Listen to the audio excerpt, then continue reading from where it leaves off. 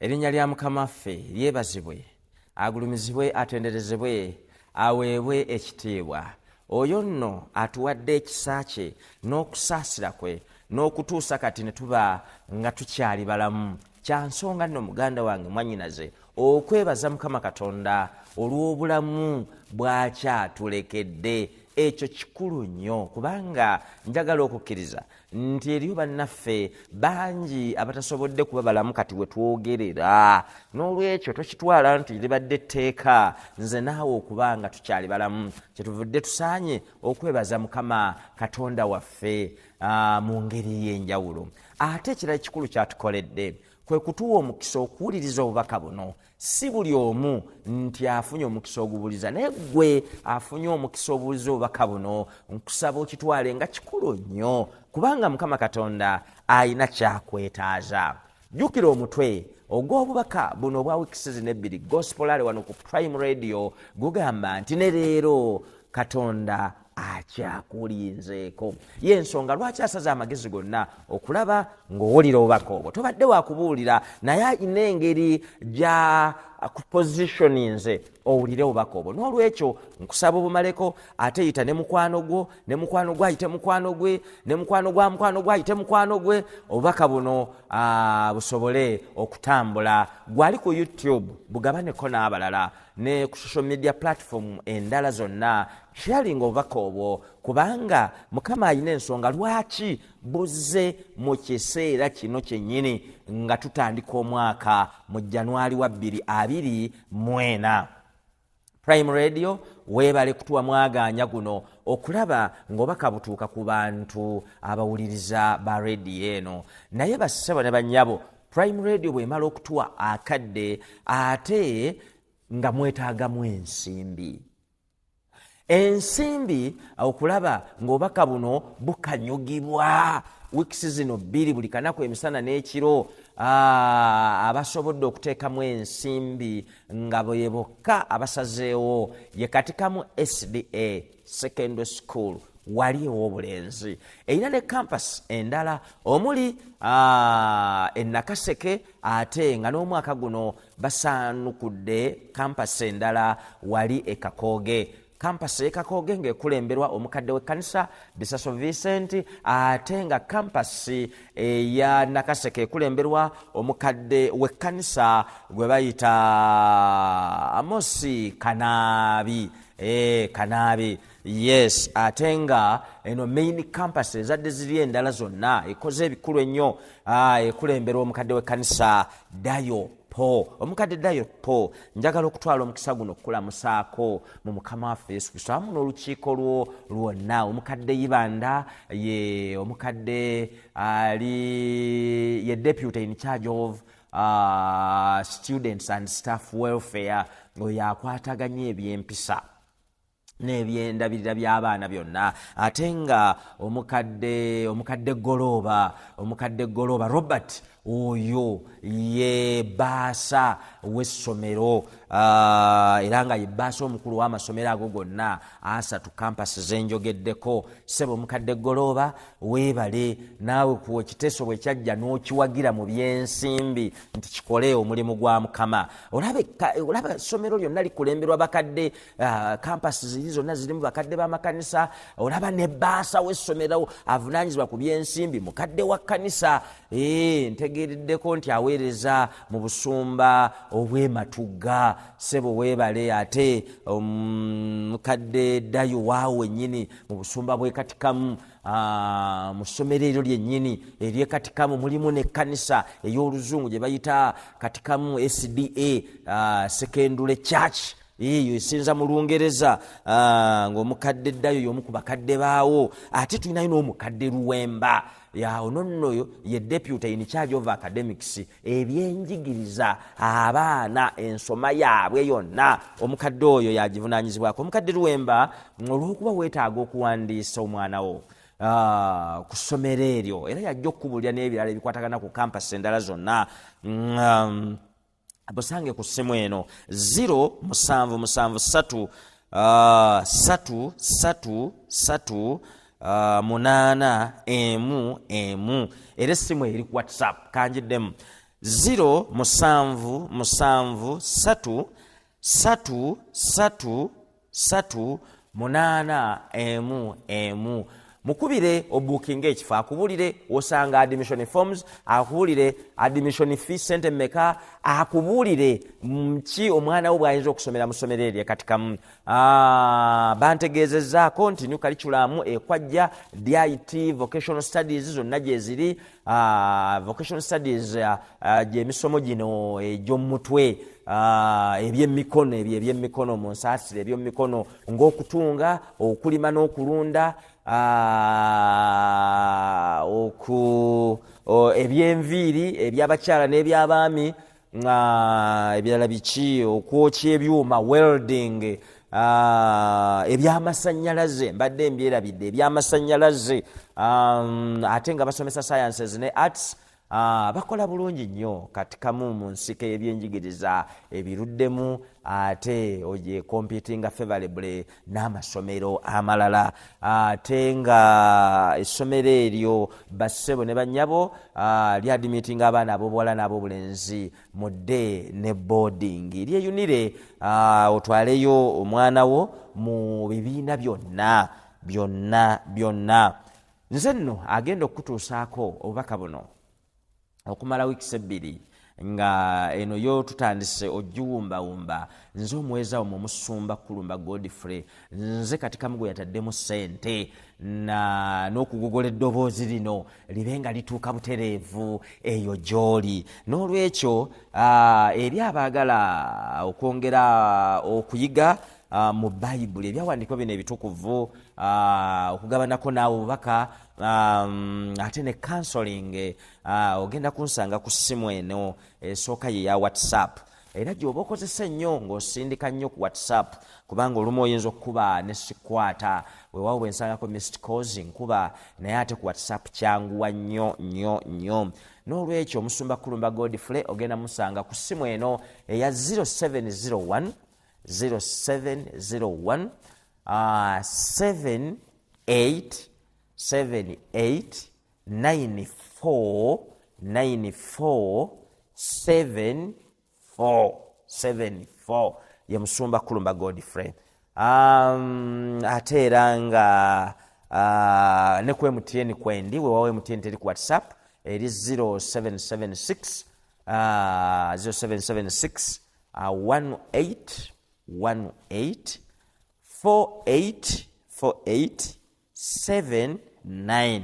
Awo ojja kuba onsanze bulungi nnyo. Basema ne bannyabo munzikiriza olwali tugende mu kyokukiga kyaffe ekigenda okuva mu kitabo kyakuva essuula ey'okusatu. Katwebaze. Omutukuvu omutukuvu omutukuvu, osaanidde gwe wekka okusinzibwa. Tuzze mu maaso go otuyigirize okuyita mwoyo omutukuvu ku bwa Yesu Kristo Mukama waffe. Amiina. Bikkula nange Bayibuli ogenda mu kitabo kyakuva essula ya 3 kkirira ku lunyiriri lw'omusanvu we tugenda okutandikira. Bayibuli egamba bweti nti Mukama n'ayogera nti, ndabidde ddala okubonaabona kw'abantu bange abali mu Misiri, ne mpulira okukaaba kwabwe olw'abo ababakozesa. Ntegeeredde ddala okubonaabona kwabwe. Basaba ne bannyaba, abaana ba Isirayiri baagenda e Misiri, olugendo lw'abatwalayo baali bagenze okusaka mmere, naye ate ne basangayo muganda we gwe baali baatunda n'abawa obutuuze, ne Falaawo yaliko nakkiriza. Abaana ba Isirayiri ne babeereyo ne beeyongera, ne bazaala, ne bagaggawala mu kulima ne mu kulunda. N'olwekyo ekisabu kyatuuka nga bajjudde Misiri yonna. Obukulembeze obwaliko ne bubasalira amagezi bubakendeeze, kubanga baatya nti bajja kuwamba ensi eyo eya Misiri. N'olwekyo ebimu ku bibonerezo bye babateekako nga balowooza bye binaakola okubakendeeza mu nnamba kwe okubatulugunya, okubakozesa ennyo, okusuula abaana ab'obulenzi mu nnyanja, naye ng'ekyasinga obukulu ennyo kwe kubafuula abaddu. Abaana ba Isirayiri embeera eyo gye baalimu yatwala akaseera, ne bakaabirira Mukama okumala akaseera. Ekiseera kyatuuka, Mukama Katonda n'agamba enough is enough. n'awulira okukaaba kwabwe. Mu Sulene eyokusatu mu lunyiriri olw'omusanvu, Katonda kyova olaba agamba nti alabidde ddala okubonaabona kw'abantu be abali mu Misiri era awulidde okukaaba kwabwe. Kakati mu lunyiriri olw'omunaana agamba nti era nzise okubawonya mu mukono gw'Abamisiri n'okubajja mu nsi eyo mbayingize mu nsi ennungi era eŋŋanzi ekulukuta amata n'omubisi gw'enjuki erimu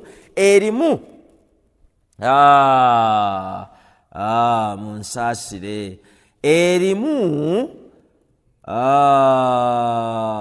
gambye atya erimu njagala kuddayo ko mabega katono. Ensi eyo mbayingize mu nsi ennungi era eŋŋanzi ekulukuta amata n'omubisi gw'enjuki erimu kati Abakanani, Abakiiti, Abamooli, Abaperezi, Abakiivi n'Abeyebusi. Muganda wange mwannyinaze, tulabanga Katonda ajja abaana bano mu kubonaabona gye bakola ennyo nga batulugunyizibwa abaana be abantu be abatwale mu nsi ensuubize ekulukuta amata n'omubisi gw'enjuki. Wuliriza ebigambo bino muganda wange mwannyinaze, bw'abatuusaayo kiki ekyaddirira.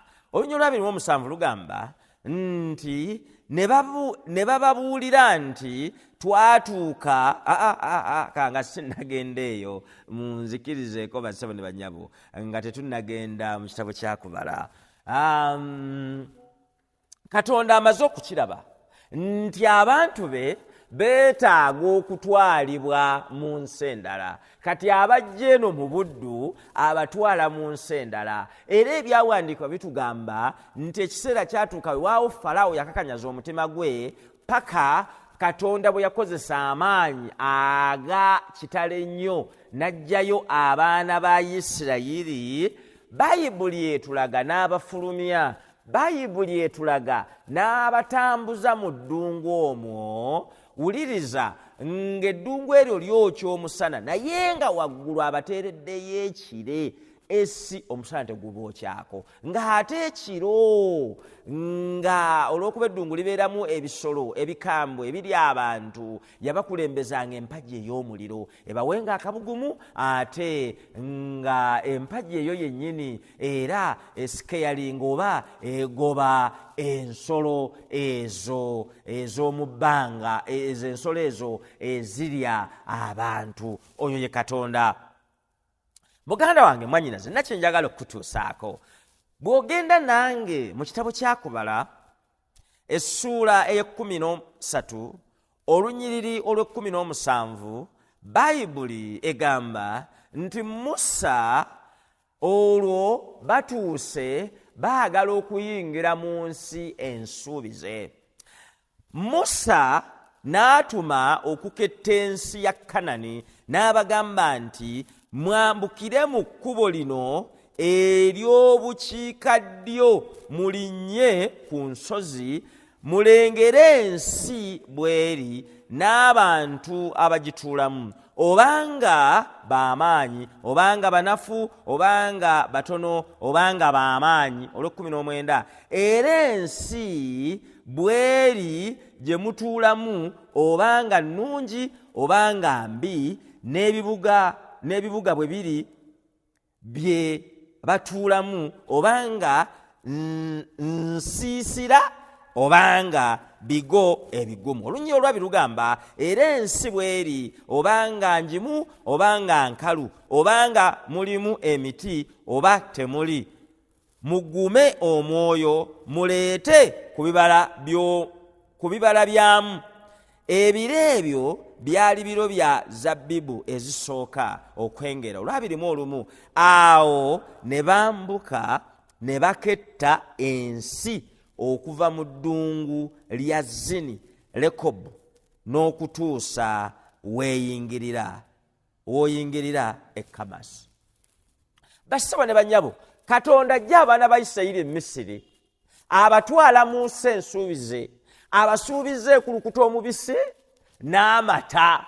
Era okusinziira byazze bayisaamu mu ddungu balabira ddala gye bagenda kwesiima kwereere. Jjukira mu ddungu tebaakolanga emmaanu egwa bugwi ne balya buli kimu n'ekiringa ekyo. Naye wuliriza mu Lunyolo 27 nga tukyali mu ssula ey'e13, bali bwe baatuma abakessi, Musa abatumye balabe gye bagenda okuzza lipooti yeeno nti ne babuulira nti twatuuka mu nsi gye watutuma, era mazima ekulukuta amata n'omubisi gw'enjuki, era bino by'ebibala byayo. 28 Naye abantu abatuula mu nsi eyo b'amaanyi, n'ebibuga byabwe biriko enkomera binene nnyo, era twalabayo n'abaana ba Anaki.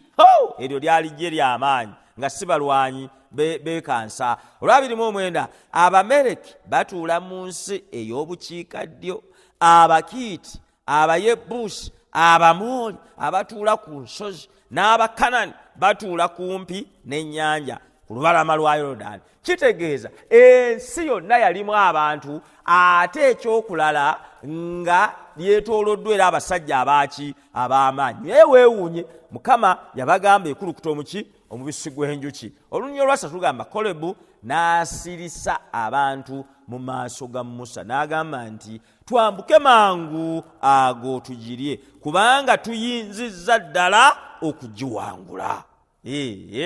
Kubanga abantu bali bajjayo n'ekirimba ekiraga nti ensi eyo njimu, ensi ddala bye bajoogerako bituufu, nayo gituukako. Okusinziira ku lipooti esooka, okugituukako si ya bwereere. Okulya amata, okunywa amata n'okulya omubisi gw'enjuki ebigirimu, waliwo okufunvubira. Olunyolo lwa 31 kyova olaba ono Kolebu agamba tugende tugirye, weewaawo eriko bbugwe, weewaawo erimu abasajja ab'amaanyi. Lwa 31 Naye abantu abaayambukira awamu naye ne bagamba nti tetuyinza kwaŋŋanga abantu abo kubanga batusinza nnyo amaanyi. Kituufu, weewaawo ababuulizi abasinga boogera ku bantu bano era ne Katonda yabanyiigira abaakola ekikyamu nti abaakola ekituufu kubanga baali bamalamu abantu amaanyi. Lwaki ngambye baakola ekituufu? Kubanga baayogera kituufu. Abantu baali b'amaanyi okusinga abaana ba Isirayiri. Abaana ba Isirayiri tebali trendi mu kulwana, baali balwanyi, batudde mu nsi yaabwe, b'amaanyi, bawagguufu. Kakati obajjamu otya gwe atalina na byakulwanyisa? N'olwekyo muganda wange mwannyinaze, mu ssula y'e13 mu kitabo kya Joswa tulaba, olw'okuba tetugenda kusomayo, tulaba ng'ebibuga bino bigabanwamu. Buli omu Katonda abawa ebiragiro, buli kika kya Isirayiri we kigenda okutuula, ne buli we kigenda okutuula waliwo abantu. Bwe tugenda ekitegeeza Katonda we ensi gye yabalaga, ekiseera kyali kituuse ebyokubalabirira nga biweddewo, kati nga bagenda kugikolerera. Olw'okuba ekibi kyali kizze mu nsi, abaana ba Isirayiri baali tebalina kubeera kaweweevu ng'ate ensi yakolimirwa. Mu lubereberye ssula y'okusatu Olunyolo 17 lugamba nti n'agamba Adamu nti kubanga owulidde eddoboozi lya mukazi wo n'olya ku muti gwe nakulagira nga njogera nti togulyangako, ensi ekolimiddwa ku lulwo. Mu kutegana mw'onojjanga ebyokulya ennaku zonna ez'obulamu bwo. 19 mu ntuuyo z'omu maaso go mw'onooliiranga emmere okutuusa lw'olidda mu ttaka. Bassebo ne bannyabo, wano we wali ekinyusi ky'obubaka obwaleero. Eri yonna mbadde mbalaga abaana ba Isirayiri Katonda abajjeeyo, abasuubiza ensi ekulukutwa omubisi gw'enjuki n'amata, azze ababikkirira, azze ekiro abateekerawo empagi ey'omuliro, bali mbugule. bwe baagala ennyama n'aleeta ne balya. Emmaano buli kanaku kukeera gwe kujja bweru tewali kutuuyana. Bambala engoye tezikaddiwa, bambala engatto tezikutuka emyaka 4. Kaakati ensi yo ekyamazima yagibatuusaako naye nga bayina ogituuyanira. Olw'ekikolime ekyali kizze mu nsi eri mu lubereberye. Muganda wange mwannyinaze, njagala okubuulira okukola oyina okukola bw'oba waakubeera bulungi mu nsi eno. Okukola kwajja okukola tteeka. Mu kitabo ky'Abasesalonika ekyokubiri essula yokusatu olunyolo 10 lugamba, kubanga era bwe twali gye muli twabalagira bwe tutyo nti omuntu yenna bw'agaananga okukola emirimu n'okulya taalyenga. Olw'11 kubanga tuwulira nti eriyo abantu abatambula obulungi mu mmwe nga tebakola mirimu gyabwe. Wewankubadde baali batambula bulungi naye nga tebakola mirimu gyabwe. Olw'12 agamba nti abali bwe batyo tubalagira era tubabuulirira mu Mukama waffe Yesu Kristo okukolanga emirimu obuteefu balyoke balyenga emmere yaabwe bo. Muganda wange mwannyinaze, okukola tteeka kwajja ng'onoobeera bulungi oyina kukola. Njagala nkubuulire ngero 10 olunyolo 5 lugamba nti emikono eminafu gireeta nnyini gy'obwavu naye emikono egy'omunyiikivu gimuleetera obugagga bungi. Bassebo ne bannyabo, ng'onoobeera mugagga mu nsi eno Katonda gy'atuwadde oyina okukola obuteebalira. Bayibuli egamba mu Timoseewo ekisooka olunyiri lwa 5 essula ya 5 olunyiri lwa 8 nti naye omuntu yenna bw'atajjanjaba babe n'okusinga ab'omu nnyumba ye nga yeegaanye okukkiriza era nga ye mubi okusinga atakkiriza. Wuliriza, omuntu atasobola kukola kulabirira maka ge byetaago byago, Bayibuli egambye nti oyo mubi n'okusinga atakkiriza. Njagala kujjukiza muganda wange mwannyinaze nti mu nsi kati mwe tuli cost of living eri waggulu nnyo ate ne standard of living eimprovinze nnyo. Kitegeeza ki muganda wange mwannyinaze? Nti ebintu birinnye ebbeeyi ate kati omutindo gw'embeera gweyongeddeko waggulu. Ffe we twakulira muganda wange mwannyinaze nga twasomeranga mu bigere. Ku mulundi guno njagala nkubuulire omulembe guno omwana asoma abeera ne peya ze engatto nga 3 ku 4. Eno ya ku Mande, eno gye bambalira ku uniform bweti, eno gye yambala ku uniform bweti, ng'ate ezo zaasomeddemu si ze zisaba. Ate tabeerayo neesaba yokka, abeera n'ez'enjawulo. Kyenkugambye nti standard of living ffe we twakulira nga tusula wansi wansi ku ttaka ate nga tewaliwo na mufaliso. Naye muganda wange mwannyinaze, kaakati omwana asula ku kitanda ate nga kuliko mufaliso, kuliko bed cover, kuliko amasuuka, kuliko piro, kuliko ne net. So nga ate kuliko n'ebyessomero. Toginda kujjayo mufaliso gwa ku ssomero ate n'oguleeta kati holiday ate otinetire nagwo ne bulangiti yaayo ne bed cover yaayo ate by'oleeta awaka. Nedda muganda wange mwannyinaze, era njagala okujjukiza nti ffe we twakulira ng'okulya omugaati kizibu naye kakati omugaati gubeerako ne bulubandi. Kikyentegeeza ebyo byonna bikwetaagisa kukola nnyo. Bayibuli egambye nti omuntu atasobola kukola kulabirira mu maka ge, bantu kulya kukkuta, bantu ne babulwa ebyokwambala, abantu ne baba nga abaana tebasoma waka, oyo mubi nnyo n'okusinga atakkiriza.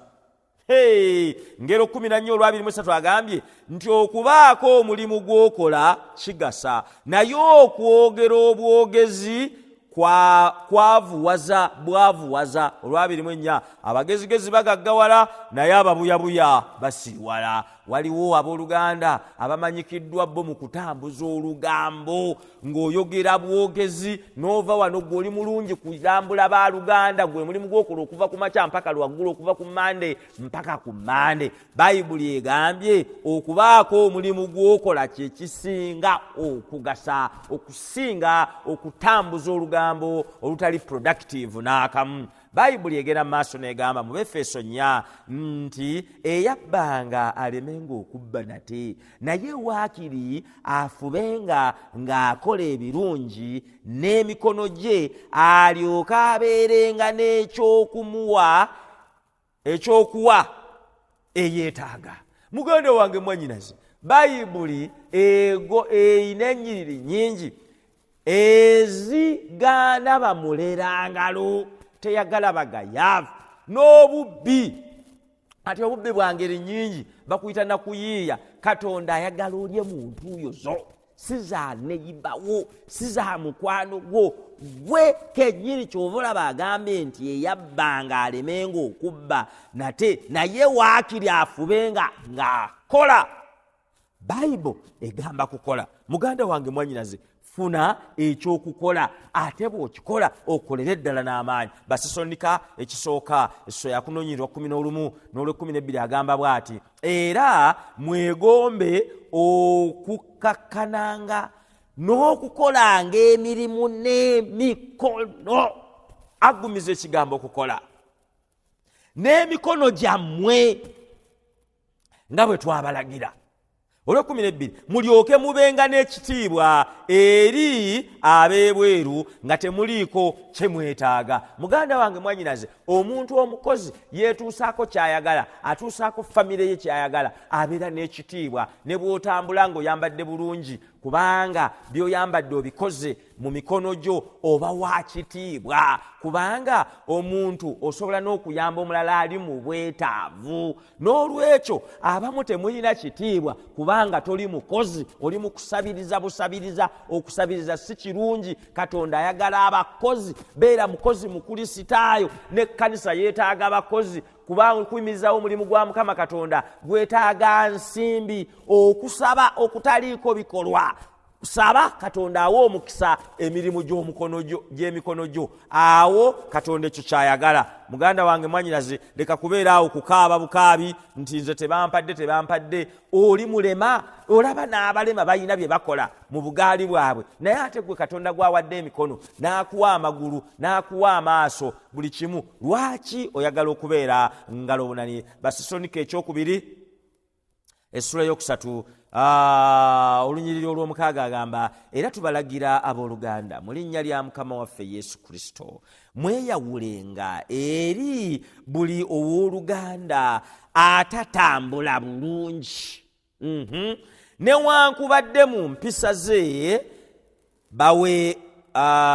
baweebwa ffe olw'omusanvu, kubanga mmwe mwennyini mumanyi bwe kibagwanira okutugobereranga, kubanga tetwali bagayaavu bwe twali nammwe. Pawulo awa Abesesalonika amagezi abooluganda beeyawule n'abantu abagayaavu abatatambula bulungi, kubanga bo bwe baabeerayo tebaali bagayaavu, baalinga bakola. Mu Lwomunana agamba, so tetwalyanga mmere ya muntu yonna ya bwereere, naye mu kufuba n'okukoowa twakolanga emirimu ekiro n'emisana obutazitoowerera muntu kummwe. Tewali kulya mmere ya bwereere. Bayibuli egambye nti oyo ayagala okulya emmere ey'obwereere temutambula naye, mumweyawuleko. Idols, Bayibuli Oluzungu bayisa naba idols. Kyova olaba bassebo ne bannyabo mu Luzungu ate kivaayo bulungi nti now we command you brothers in the name of our Lord Jesus Christ that you keep away from any brother who is walking in idleness. Oyo atambula fafafa talina kigendererwa, takola kukeera ku makya naddeeri. Omubuuzo okola ki? Omanyi nina byenjiya. Bayibuli etuwadde amagezi, oyo tumweyawuleko. bayibuli njagala mbabulire tekolagana na basemuga yaabo. Kyova olaba Katonda abaana ba Isirayiri abajjayo eri n'abatuusa wali ku nsasiro n'abagamba ensi yiyo mugende mugirye, mugende mugirwanirire, nze sigenda balwanirira naye mbawadde obuyinza, njagala mugirye mu ntuyo zammwe mulyoke mugyenyumirizeemu. Ngera 22:29 agamba olaba omuntu anyiikira mu mulimu gwe, ekyo kibuuzo, aliyimirira mu maaso g'abakabaka, taliyimirira mu maaso g'abakopi. Omuntu anyiikira mu mirimu gye Katonda n'amuwa omukisa, oyo ayimirira mu maaso g'abakabaka, oyo alagikako mu bantu. Bw'ogenda ku mukolo era mu kika bw'obeerayo ne munno gwe gwayita jangu tulina omukolo era gwe gwalagayo, ku kyalo gwe gwe balagayo, omunyiikivu akola gwe gwe balagayo nti eyo nju yagundi, eyo mmotoka yagundi, ago maka gagundi, naye gwe talina kyokola. Gw'olagibwa mu maaso g'abakopi, naye ng'oyagala okulagibwako mu maaso g'abakulu ag'abakabaka. Njagala mbabulire ne mu kkanisa muno mulimu abagagga abakoze ennyo, bwe babayisaamu mu ngeri ey'enjawulo, ekyo mukirabye. Ate gwe atakola nnyo, omwavu n'okuba emimiro. Muganda we mwannyinaze Pawulo atugambye nti yakolanga obuteebalira emisana n'ekiro aleme kuzitoowererwa baaluganda. Gwe lwaki tokola nnyo? Lwaki weebalirira? Waliwo abantu mu kkanisa abayina engeri ennyiiza. Bw'owaaye Ellen G. White yagamba okuwummulanga essaawa 9, essaawa 10, bakootinga n'ebyawandiikibwa ebitaliyo mu Ellen G. White. Omanyi okuwummula kikulu nnyo. Obulamu bwe bugagga, obulamu obutaliimu ssente, muganda wange mwannyinaze. Njagala tukkiriziganye, tebunyuma. Oba kitagasa eri community, eba kitagasa eri famire yo, eba kitagasa n'eri ekkanisa. Ne Katonda agambye nti omuntu atakola bamwawule, bamweyawuleko. N'okulya talyanga. Eyo ye Bayibuli. Timoseewo ekisooka essuula ey'okutaano olunywa 13 agamba era ate bayiga okubeeranga abagayaavu, nga batambula okubuna amayumba, naye tebagayaala bugayaazi, era naye balina olugambo n'akajanja nga boogera ebitasaana. Mu kifo ky'okukola batambula na lugambo na kajanja. Bwe balaba abakoze ne bagaggawala, Mukama nga bawadde omukisa, nga bagamba abo bakka mu nnyanja, abo balogo, abo babbi. Naye ng'ekyamazima abantu abo bakeera ku makya matulutulu ne bakola misana n'ekiro, beebakako katono. Ebyo ebyokugamba mbu omuntu omulamu alina okwebaka simanye essaawa 9 oba mubijjawa. Okwebaka kuteekwa kuba katono, kubanga abantu bonna baweebwa essaawa 24, naye enkola gy'ozikozesaamu yeekola enjawulo. Gwe bw'osalawo ezisinga ozeebake, eziddako awo dde mu lugambo, endala otambule okoleyo obusaawa butono nnyo, tosobola kugaggawala, tosobola kubeera wa mugaso, tosobola kweyimirizaawo, tosobola kuyimirizaawo na famire yo. Kuva 2 kyewava olaba bw'omala okukola ennyo emisana n'ekiro, wenna n'otuuyana, kyava akugamba kuva 2 olunyiriri olw'omunaana nti jjukira olunaku olwa Ssabbiiti okulutukuzanga. Ennaku 6 okolanga emirimu gyo gyonna, naye olunaku olw'omusanvu ye Ssabbiiti eri Mukama Katonda wo. Olunaku olwo tolukolerangamuko mirimu gyonna. Gwe kennyini newankubadde omwana wo omulenzi, newankubadde omuwala wo, newankubadde omuddu wo, newankubadde omuzaana wo, newankubadde ebisolo byo, newankubadde munnaggwanga alyewo. Ne Katonda kennyini teyasooka kuwummula n'alyoka akola, yasooka kukola n'amaliza n'okuwummula. Kakati gwajja ku Ssabbiiti mu kiwummulo kya Katonda nga tokoze oba ozze kusinza ki? Katonda agamba jjukira okutukuza olunaku olwa Ssabbiiti, agamba abo ababadde bize nga bakola. okukola oteeka okukola ennyo neobaako n'ebimu bye weerabira era abantu abamu babajjukiza naga hansonyiwa mbadde bize. Katonda olw'okuba akommissioninze abantu babeere bize kyova olaba abajjukiza nti abange eriyo okusinza. Naye gwe atali bize tewetaaga na kujjukiza. Kati ojja kusinza ki ng'obadde tokola okumala wiiki nnamba? Sabbiiti eno yaaba ababadde bakola jjukira okutukuza olunaku olwa sabbiiti. Mu nnaku 6 olekanga emirimu gyo gyonna. Kakati gwazze ogenda kuleka ki? Kyava agamba mu Kuva 3:4 luno lukulu nnyo. Agamba nti ennaku 6 onookolerangamu emirimu, naye mu lunaku olw'omusanvu onoowummulanga. Mu nnaku ze balimirangamu ne mu nnaku ze bakunguliramu onoowummulanga. Kakati gwe abadde takola ogenda kuwummula ki?